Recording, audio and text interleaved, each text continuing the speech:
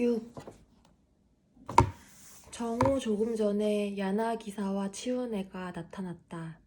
작은 숄더백을 어깨에 비스듬히 걸고 게다가 양손에 짐까지 들고 있었다. 검은 비즈니스 백과 종이 가방이다. 점심을 함께하면 어떨까 하고 치훈애가 내민 종이 가방에는 장어덮밥 찬압이 들어있었다. 그런 건 몇 년째 먹어본 적이 없다. 네, 좋죠. 종이 가방을 손에 들고 레이토는 춤을 추듯 종무소로 향했다. 작은 테이블을 끼고 치훈애와 마주 앉아 장어덮밥을 먹었다. 너무 맛있어서 눈물이 날 뻔했다. 다 먹기가 아까울 정도였지만 젓가락과 입을 멈출 수 없었다. 눈 깜짝할 사이에 싹 비워버렸다. 그러자 치훈애가 괜찮으면 이것도 라면서 자신의 도시락을 밀어주었다. 들여다보니 반이 넘게 남아있었다. 정말요? 할머니라서 그렇게 많이는 못 먹어요. 그럼 잘 먹겠습니다. 도시락을 끌어당겨 다시금 젓가락을 손에 들었다. 한 입 먹으려는 참에 치훈애가 그 젓가락이라고 말했다. 예 하고 레이토는 얼굴을 들었다. 젓가락 쓰는 법. 치훈애는 레이토의 오른손을 빤히 쳐다보고 있었다. 이상하게 쥐고 먹는군요. 아, 이거요? 레이토는 젓가락을 교차시키듯이 움직여 보였다. 그런 얘기 가끔 들어요. 이상한 젓가락질인데도 아주 능숙하게 잘 먹는다고. 능숙하기는커녕 보기 흉합니다. 고치도록 하세요. 이제 와서 새삼스럽게. 그렇게 이상하게 잡는데도 미치에는 아무 말도 안 했나요? 어머니요? 아니, 그런 얘기는 들은 기억이 없는데요. 그보다 함께 밥을 먹은 적이 거의 없었어요. 일단 날마다 일을 나갔으니까. 후미 씨는 할머니는 내가 하는 건 뭐든 오냐오냐 해주니까 젓가락질 같은 걸로 혼내지 않죠. 응석바지로 컸군요. 응석바지? 글쎄요. 아무튼 됐어요. 한시 앞에 고치도록 하세요. 그렇게 말하더니 치훈애는 조금 전까지 자신이 쓰던 젓가락을 들고 레이토 쪽으로 팔을 내밀었다. 잘 봐요. 이렇게 하면 됩니다. 어떻게든 상관없잖아요, 젓가락은. 나는 전혀 불편하지 않은데요. 겉보기가 중요한 거예요. 언제 어디서 사람들 앞에서 젓가락을 써야 할지 모르지요. 됐으니까 얼른 고치도록 하세요. 자, 라고 젓가락을 든 손을 위아래로 흔들었다. 레이토는 한숨을 쉬며 젓가락을 바로 쥐었다. 올바른 젓가락질을 모르는 건 아니다. 거봐 하면 잘하잖아요. 그래도 좀 불편해요. 익숙해지면 아무렇지도 않아요. 앞으로 젓가락을 이상하게 잡으면 2번 다시 장어덮밥은 못 먹을 줄 알아요. 네. 네는 한 번만. 네. 레이토는 서툰 젓가락질로 다시 장어덮밥을 먹기 시작했다. 치훈애는 숄더백에서 노란색 표지의 수첩을 꺼냈다.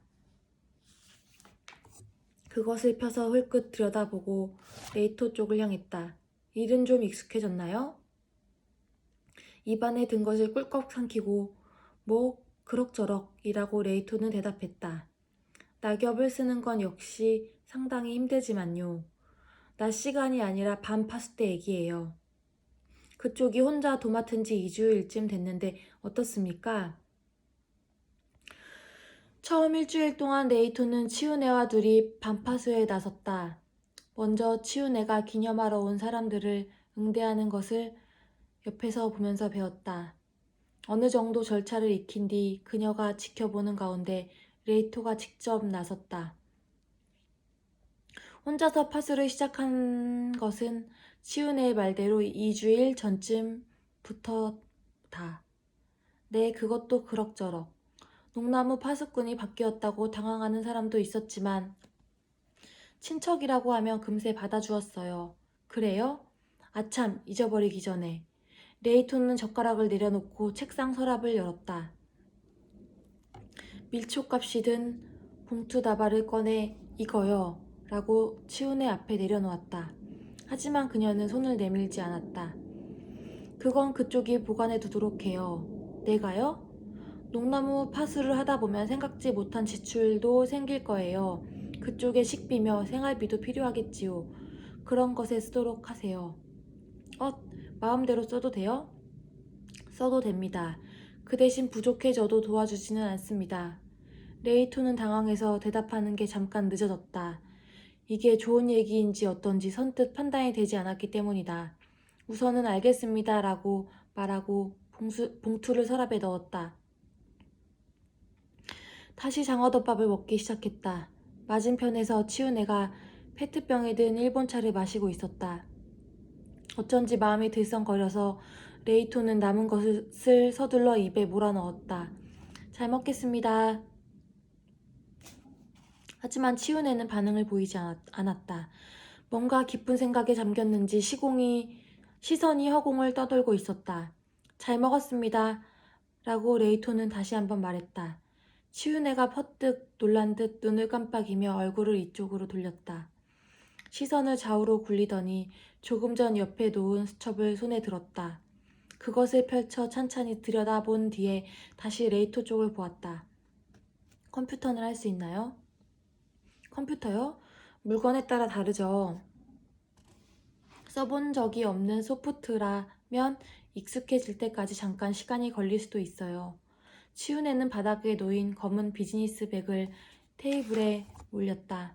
안에서 꺼낸 것은 노트북이었다.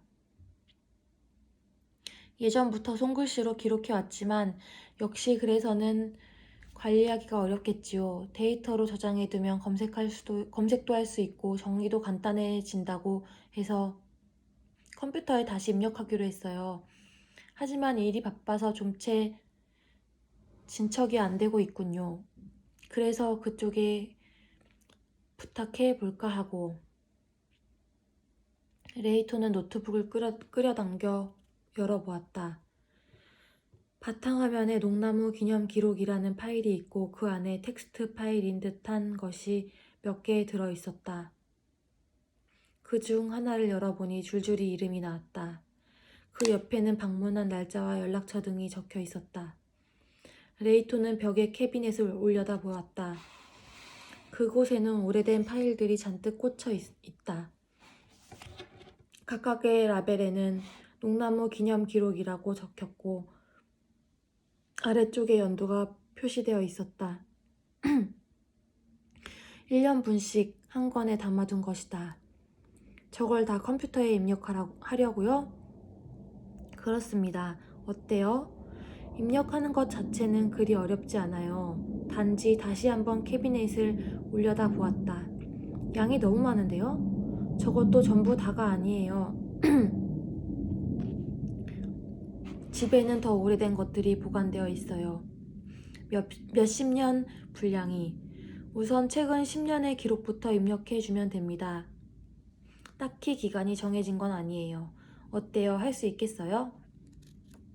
알겠습니다. 해볼게요. 레이토는 대답한 뒤 노트북 화면을 보았다. 잠깐 물어볼 게 있는데요. 뭐지요? 밤에 하는 기념. 일정한 시간에 예약이 몰리는 것 같더라고요. 대략 2주일 간격으로 바짝 몰려들고 그 사이에는 거의 예약이 없었어요. 여기에 과거 기록들도 똑같이 그런 식이네요. 그렇죠. 왜 그런지 알겠어요?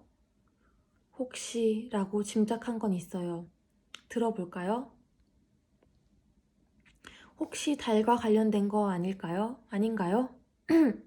어젯밤에 기념하러 온 사지 씨가 달을 올려다보면서 좋은 예감이 든다고 얘기했어요. 어젯밤은 보름달이었죠. 그래서 기록을 들춰봤더니 다달이 보름날 전후로 예약이 몰렸던데요. 사지 씨가 오시는 날도 보름날 밤이나 그 전후예요. 드디어 알아냈나요? 치우 씨가 시험해보는 듯한 눈빛으로 레이토를 보며 말했다. 하지만 보름날은 한 달에 한 번뿐입니다. 그런데 예약이 2주일 간격으로 몰린다고 방금 그쪽이 말했지요. 어딘가 아기가 안 맞는 얘기군요. 네, 맞아요. 그래서 또 한 번 예약이 몰리는 기간에는 어떤 달이 뜨는지 알아봤죠. 그랬더니 달이 없는 날, 즉 날 밤이었어요. 어때요? 딱 맞췄죠? 치훈애는 만족스러운 듯 고개를 위아래로 끄덕였다. 맞아요. 금음날과 보름날 밤이 기념을 하기에 가장 적합한 날입니다. 다들 그것을 잘 아시기 때문에 그 날짜를 중심으로 예약을 하시는 것이지요. 적합하다니 그건 무슨 얘기죠? 말 그대로의 의미예요. 기념의 효험이 있다는 뜻입니다. 효험? 소원이 이루어진다는 거예요? 치훈애는 한 호흡을 멈췄다가 이윽고 고개를 끄덕였다. 그런 식으로 파악하는 것도 가능하겠지요. 레이토는 낮게 신음소리를 내며 팔짱을 꼈다. 그 사람들 진짜로 믿는 건가요? 그러니까 그거 농나무에 기념을 하면 소원이 이루어지는 거. 치훈애는 등을 꼿꼿이 세우고 천천히 심호흡을 한 뒤에 입을 열었다. 그 말하는 투를 보니 그쪽은 믿지 않는 것 같군요. 레이토는 어떻게 대답해야 할지 잠시 망설였지만 공연히 말을 빙빙 돌릴 것도 없었다. 당연하죠. 그건 미신이라고 할까 반쯤 사기라고 할까. 분명히 말해서 나는 전혀 믿지 않습니다. 아니 그럴 리가 없잖아요. 아무리 신목이라지만 어차피 큰 나무일 뿐인데 소원을 빌면 들어주다니. 그건 아니죠. 상식적으로 치훈애의 표정이 험해진 것을 알면서도 레이토는 말을 이어갔다. 그야 뭐 종교라는 게 원래 그런 거겠죠. 믿는 사람은 구원을 받는다는 거. 나도 새해 첫 참배를 한 적이 있고 세전함에 동전을 던지고 합장하면서 소원을 빌어본 적도 있어요. 하지만 그게 진짜로 이루어질 거라는 생각은 요만큼도 안 했어요. 근데 그 사람들, 농나무에 기념하러 오는 그 사람들은 그런 분위기가 아닌 것 같아요. 너무 진지하다고 할까? 빠져들었다고 할까? 아무튼 보통 진지한 게 아니더라고요. 안내를 맡은 내가 이런 말을 하면 안 되지만 나도 모르게 이건 뭔가 위험하다, 으스스하다 라는 생각이 들 때가 있어요. 그래서 물어본 거예요. 그 사람들은 진짜로 믿는 건지. 레이토의 이야기를 들은 치훈애는 의자 등받이에 몸을 맡기더니 시선을 위로 향했다. 표정은 다시 온화해졌지만 눈에는 진지한 빛이 담겨 있었다. 뭔가 결심을 할지 말지 망설이고 있는 것처럼 보였다. 이윽고 그녀는 레이토에게로 시선을 돌렸다. 왜 2번인지 알고 있나요? 2번이라니요. 농나무에 기념을 하는 시기 말이에요. 그쪽이 알아낸 것처럼 금음달과 보름날 2번이에요. 그게 어떻게 다른지 알고 있나요? 레이토는 고개를 저었다. 그건 모르겠는데요. 아, 그보다 양쪽에 차이가 있어요? 있습니다. 어떻게 다른데요? 양쪽 다 그냥 농나무에 소원을 비는 것 뿐이잖아요. 그런 단순한 것이 아닙니다. 그러면 그 사람들은 뭘 하는데요? 치훈애는 가슴을 조금 뒤로 젖히고 코끝을 쓱 올렸다. 기념을 합니다. 레이토는 어깨를 털썩 떨어뜨리는 몸짓을 해보았다. 그러니까 그 기념이란 게 뭐냐는 거예요. 구체적으로 뭘 하는지 알고 싶은데요. 내가 아무리 말로 얘기해봤자 쓸데없는 짓이 될 것 같군요. 지금은 분명 내 말을 믿지 못할 때니까. 하지만 농나무 파수를 계속하다 보면 언젠가 깨달은 날이 올 거예요. 오늘은 여기까지만 하지요. 라면서 치훈애는 의자에서 일어나 들고 있는 수첩을 숄더백에 챙겨 넣으려고 했다. 하지만 문득 마음이 바뀐 듯 그 손을 멈추고 다시 수첩을 펼쳤다. 오늘 밤에도 기념을 하러 오시는 분이 있지요? 네, 오늘 오시는 분은 레이토는 캐비닛에서 책은 파일을 빼내 펼쳐들고 예약표를 확인했다. 오바소키라는 사람이네요. 오바씨라면 야나기사와가와 오래전부터 관계를 맺어온 집안입니다. 화과자 회사 다쿠미야를 알고 있나요? 아, 어디선가 들은 적이 있어요. 대표 상품이 크림 도라야키였나? 그 회사를 경영하는 집안이 오바가예요. 네, 석 달 전쯤에 최고 책임자였던 회장님이 타계하셨어요. 그분도 1년에 몇 번은 기념을 하러 오셨습니다. 스스로를 재점검하고 싶으시다면서.